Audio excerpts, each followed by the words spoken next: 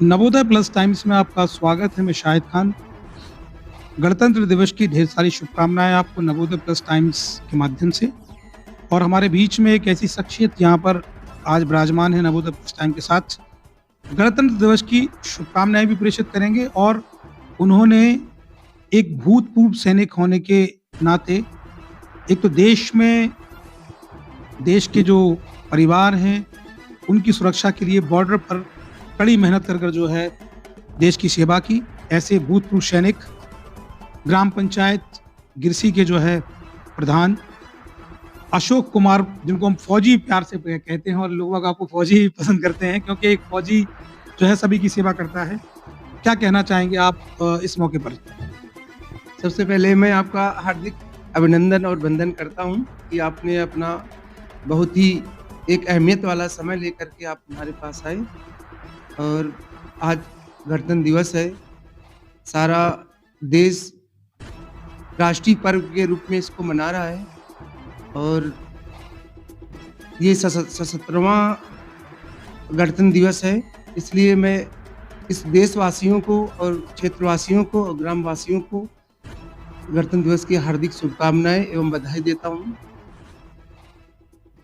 प्रधान जी, आपने कितने वर्ष तक जो है बॉर्डर पे रहे? क्या कुछ कठिनाइयाँ थी? क्योंकि एक सैनिक की ज़िंदगी में बड़ी कठिनाइयाँ रहती हैं। एक तो परिवार से दूर होने का दर्द, साथ ही साथ देश के लिए कुछ कर गुजरने की जो है तमन्ना आप लोगों की होती है। सिर पे जो है कफ़न बाँध के जो है आप देश की सेवा करते हैं बॉर्डर पे। क्या अनुभव रहे थोड़ा-सा जनता हमारी जानना चाहती है कि उस फ़ौज के दौरान क्या आपके अनुभव रहे? लगभग जब मैं हाई स्कूल करने के बाद में जब मैं फर्स्ट ईयर में था, उसी वक्त मैं NCC Akbarpur inter college Kanpur Dehat में ज्वाइन किया। तो उसी समय भर्ती निकली कानपुर से, तो हम लोग निकल गए। उसमें हम लोग 16-17 साल की उम्र होगी लगभग। तो जाने के बाद में भर्ती हो गए, फिर फौज में गए, ट्रेनिंग की। ट्रेनिंग करने के बाद में जो फौज का डिसिप्लिन, अनुशासन है, वो हमें बहुत अच्छा लगा, क्योंकि उसी अनुशासन से अभी तक हम उसी को फॉलो कर रहे हैं हर जगह। और जो देश के और बॉर्डर में लगभग हम 10 साल बॉर्डर में रहे। 10 साल सियाचिन ग्लेशियर में रहे, लेह लद्दाख, क्योंकि जम्मू कश्मीर 3 डिवीजन बटा है, लेह लद्दाख डिवीजन और सियाचिन ग्लेशियर डिवीजन और जम्मू एंड कश्मीर। तो इसमें लगभग हम सारे बॉर्डरों में रह करके वहाँ पर जो स्थिति देखी, बर्फ गिर रही है, ऐसी तेज हवाएं, बर्फ को एक साल तक हम लोग छुट्टी नहीं आते थे। फिर नेक्स्ट पार्टी आती थी तो रुकते ट्रांजिशन थ्रू पहुँचती थी वहाँ। लेकिन वहाँ पर एक कठिन है, और जो वर्दी जो पहन लिया तो उसके लिए कुछ कठिन नहीं है, क्योंकि फिर जब हम घर से निकल गए तो घर वाले ही सोचते मेरा बेटा देश सेवा कर रहा है। तो बेटे के भी एक जिम्मेदारी हो जाती है कि हम कितने अपने ऊपर उभर के आए अपने देश के प्रति। तो वहीं से एक देशभक्ति पहले हम सुनते थे लोग फौज में क्या कर रहे हैं। जब हम खुद फौज में गए तो वहाँ के हालात देखे, तब हमें लगा कि वाकई में फौज में नौकरी करना इतना मुश्किल नहीं है, वो भी सियाचिन ग्लेशियर और जम्मू कश्मीर में, जहाँ रात में अम्बुश जाना, पेट्रोलिंग करना और इनकाउंटर होना, ये तो आम बातें थी हम लोगों के लिए। और कई रातों तक कभी-कभी तो हम लोगों के नंबर नहीं पड़ते थे कि एक हफ्ते सो लें। मतलब लगातार इतनी मतलब चौकसी रहती थी कि एक हफ्ते सोते भी नहीं थे। हाँ, तो वहाँ से वहाँ से आए तो आराम करने के लिए बोले तो 1 घंटा से लेटे नहीं, तब तक एक पार्टी तैयार होके आ जाती थी, भैया थोड़ा कपड़े चेंज कर लो, और चेंज करने के बाद फला जगह जाना, तुरंत हम लोग मूव कर जाते थे। मतलब इतना ऐसी स्थिति आई थी एक समय पर कि हफ्तों अच्छी तरह सो नहीं पाए थे। अभी ऐसा वक्त आपके जिंदगी में फौज के दौरान आया कि आतंकवादियों से आपका आमना-सामना हुआ? हाँ, कई बार हमारा पड़ा।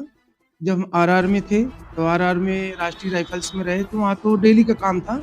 हम लोगों को टीम चुनी जाती थी, उसके बाद में हमें पॉइंट दिया जाता था कि आज यहाँ से झेलम नदी जो नदी पड़ती थी वहाँ पर जम्मू कश्मीर में, तो ज़्यादातर वहाँ पर बगीचे, बागवान बरसात के समय पर खूब सेब के बागान हो जाते थे, मक्की की खेती भी करते हैं, वहाँ धान भी खूब करते हैं। तो वहाँ पर जाने के बाद में कई बार ऑपरेशन हमारे हुए। ऑपरेशनों में कैसा जो है आपका अनुभव रहा? घुसपैठियों को कभी आपने भगाया, कभी मार गिराया? कुछ थोड़ा जनता जो है जानना चाहिए। घुसपैठियों को तो वहाँ पर हमारी जो पार्टियाँ बनती थी, हमारे जो अफ़सर कमांडिंग अफ़सर थे, सब लेके जाते थे। जाने के बाद में जब हम लोगों को समय दिया जाता था कि इस जगह पर है, तो उसको एक बड़ी सहूलियत से कार्डन लगाना, आउटर कार्डन लगाना, सर्च पार्टी, उसके बाद में एक एनकाउंटर पार्टी होती थी जो ऑपरेशन आपने पार्टी। कुछ एनकाउंटर वगैरह किया अपने लाइफ में कि नहीं? अपने लाइफ में मैं राष्ट्रीय राइफल्स में 4-5 बार एनकाउंटर में सम्मिलित हुए हम। और उसमें गए तो उसमें हमारे साथ में 2-3 एक हवलदार जी थे, उनके करीब 8 गोलियाँ लगी थी।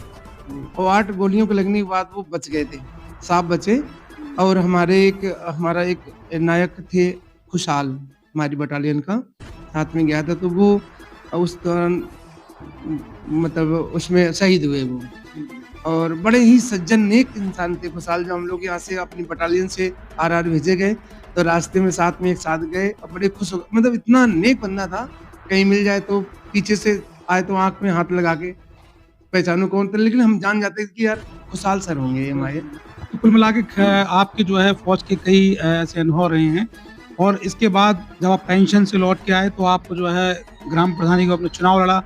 तो एक तरफ बॉर्डर का एक लड़ाई का एक तरीका, एक को देश प्रेम था आपके अंदर, देश की सेवा की।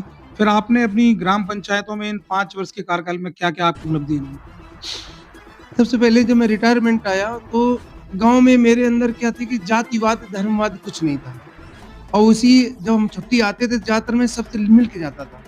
हमसे जो बड़े बुजुर्ग हैं सबका सम्मान करना, और किसी भी जात के हो मैं सबको हमारे गाँव मुसलमान बस्ती भी है, एससी बस्ती भी है, सभी लोग हैं। लेकिन जो हमारे बुजुर्ग सबका सम्मान हमने सबका किया।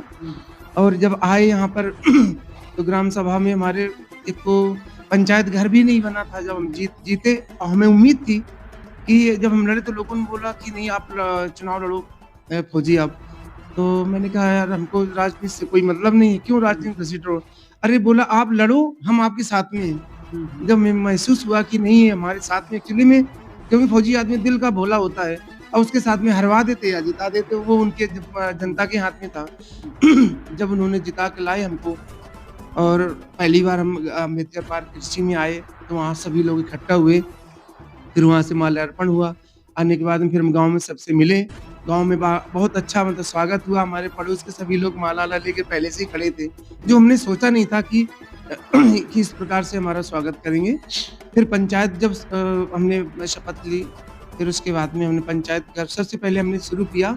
हमारा लालपुर पड़ जाता तो वहाँ बड़े रोड की दिक्कत थी, तो फिर हमने इंटरलॉकिंग पहले वहीं से शुरू की। फिर उसके बाद हम पंचायत घर में हमने शुरू किया। पंचायत घर में निर्माण अच्छा हुआ, बहुत अच्छी व्यवस्थाएँ की वहाँ पर, क्योंकि पहले बनवाया नहीं था। फिर हैंडपंप, बड़ी पानी की दिक्कत थी। ऐसे-ऐसे हैंडपंप थे कि जिसमें नल ही नहीं थे, सब खराब हो गए थे। तो मैंने इस हिसाब से हैंडपंप लगवाए कि मतलब हमने पूरे पाइप सब कुछ डलवा के सब कुछ ओके करके दिया उस समय पर। फिर स्कूलों की बड़ी स्थिति खराब थी, तो वहाँ का टाइटलीकरण कराना और सब पूरी व्यवस्थाएँ कराई, पानी की भी वैसे भी। और फिर आए हम पंचायत घर, जब अच्छा निर्माण हो गया उसका उद्घाटन भी हुआ। बड़ी हमें भी खुशी हुई, गाँव के लोग बहुत इकट्ठा हुए। फिर जब गाँव में एक और दिक्कत हुई कि गाँव के लोग भटकते घूम रहे थे, बोले गाय से बड़े परेशान थे, जंगली जानवर खेतों में चरने नहीं चर जाते थे जब फसलों को। तो हम जब निकले रात में कभी शादी पार्टी से, तो देखें गाँव के लोग हैं तो हम भी समय दें वहाँ कि क्या दिक्कत है? बोले प्रधान जी ये है। फिर हमने सोचा, काफ़ी बार मैंने उसके लिए वो जो गाय थी हमने फिर बरनौर प्रधान जी हैं, उनके यहाँ हमने 70 गाय उनके गौशाला में शिफ्ट की। कुछ आपने अपने यहाँ गौशाला में रखी, और कुछ जो बृहद जहाँ की बरनौर की जो गौशाला उसमें रखी? नहीं, पहले बना नहीं था।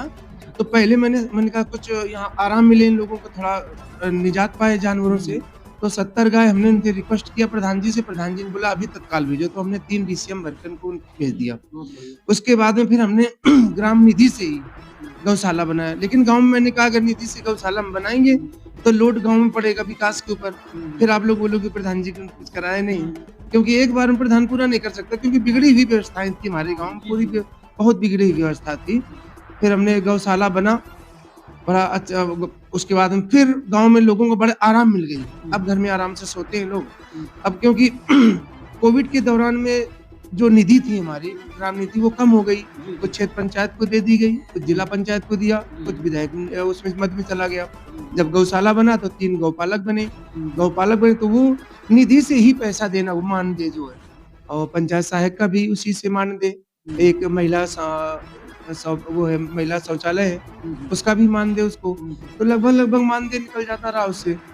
तो पहले से ही निधि कम थी, निधि कम पहले से थी और उसके बाद उसी में नवाचार करना।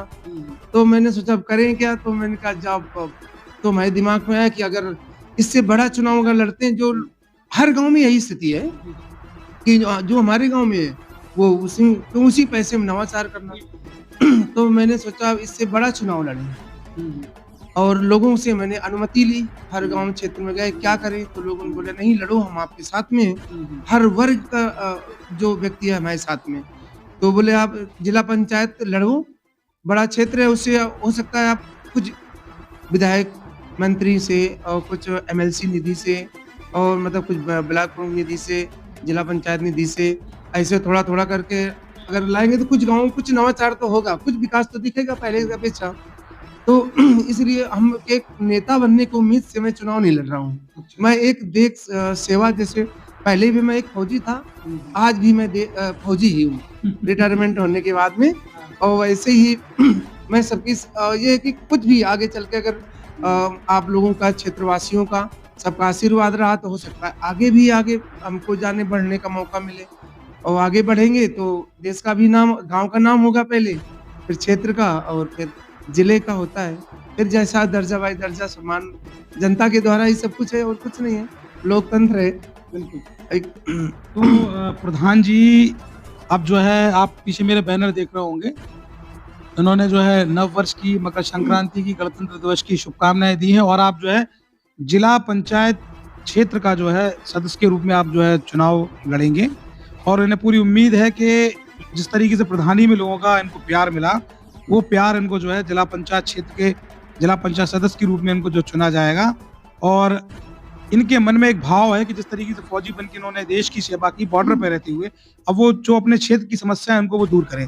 तो आखिर में जो है क्या संदेश देना चाहेंगे आप, यहाँ के आपका जो जिला पंचायत क्षेत्र के जो लोग हैं, जो जनता है, उसको क्या कहना चाहेंगे?